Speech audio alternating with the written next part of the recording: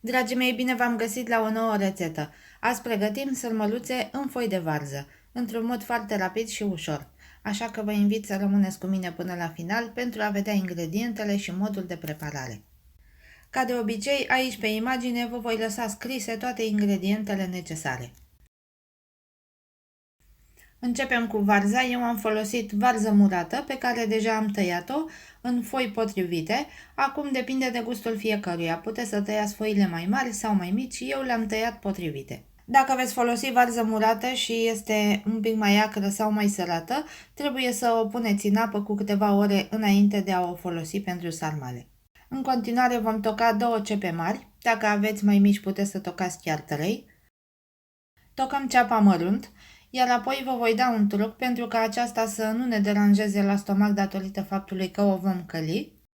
Înainte de a o pune la prăjit, o vom pune într-o strecurătoare și o vom spăla foarte bine sub jetul de apă de la chiuvetă. Apoi o scurgem foarte bine și o putem căli.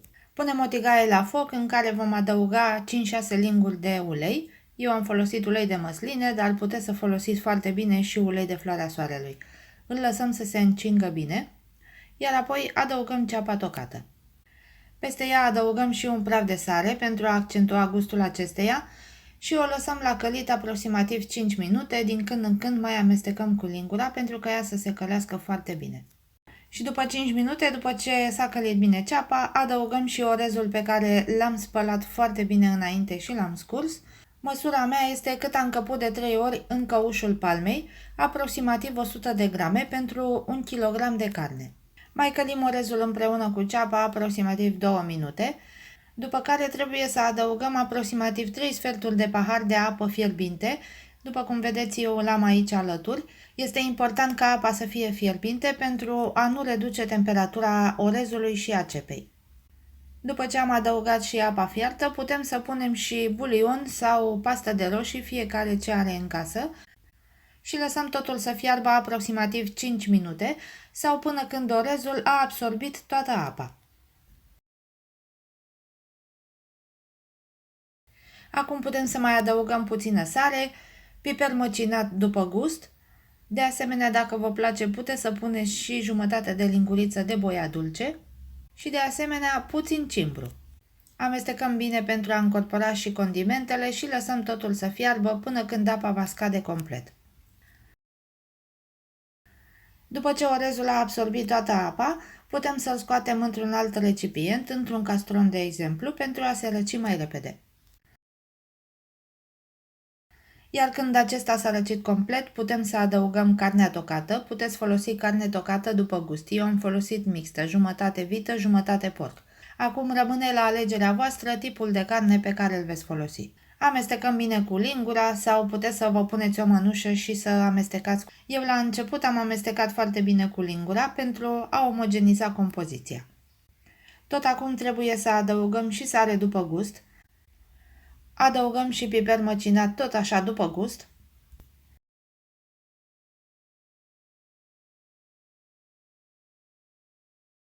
Mai punem puțin cimbru. Chiar dacă am adăugat aceste condimente în orez, mie îmi place să pun și când amestec cu carnea, pentru că carnea practic nu avea nici sare și nici condimente. În așa fel, sarmalele vor ieși mult mai gustoase. Continuăm să amestecăm pentru a încorpora foarte bine și condimentele. Puteți să continuați să amestecați cu lingura sau cu mâna. Eu mi-am pus o mănușă și am amestecat foarte bine compoziția cu mâna pentru ca voi să vedeți că este foarte simplu și acest mod. Iar acum că am terminat de pregătit și compoziția, putem să începem să facem sarmalele. Într-o parte am pus carnea tocată, iar în cealaltă am pus castronul cu foile de varză.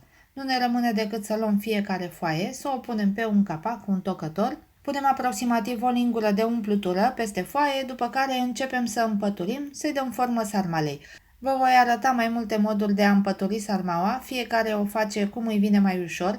Eu acum vă arăt modul cel mai ușor, acesta de a pune frunza de varză pe un tocător, după care se adaugă umplutura și se împăturește sarmaua, închizându-se bine la ambele capete.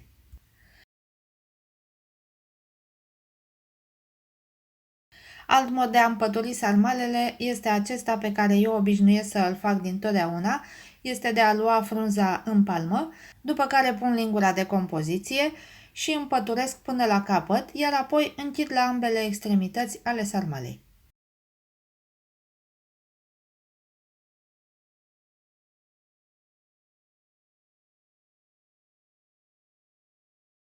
Și după ce am terminat de făcut toate sarmalele, nu ne rămâne decât să le așezăm în cratiță.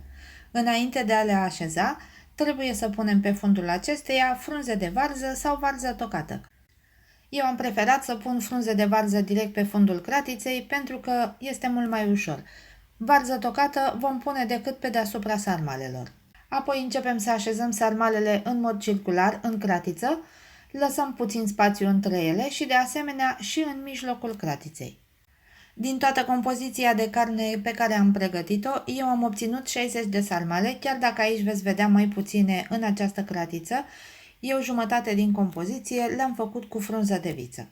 În mijlocul sarmalelor, eu voi adăuga acum aproximativ 50-60 de grame de untură, pentru că aceasta va frăgezi foarte bine varza și va da un gust foarte plăcut sarmalelor. Dacă nu vă place sau nu doriți să puneți untură, puteți să mai puneți 5-6 linguri de ulei peste sarmale. Punem și 2 foi de dafin, mai adăugăm și aproximativ 3 linguri de pastă de tomate.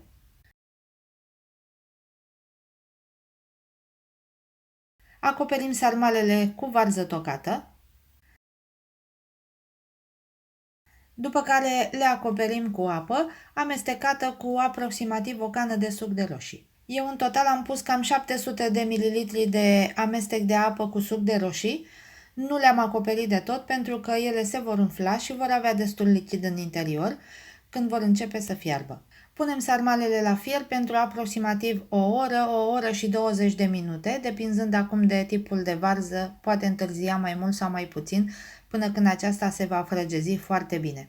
Eu le-am fiert o oră și 20 de minute la foc scăzut. În timp ce fierb, ele vor mai avea nevoie de lichid, așa că este bine să aveți puțină apă fierbinte alături. În momentul în care observați că apa din sarmale a scăzut, puteți să mai completați, dar întotdeauna cu apă fierbinte.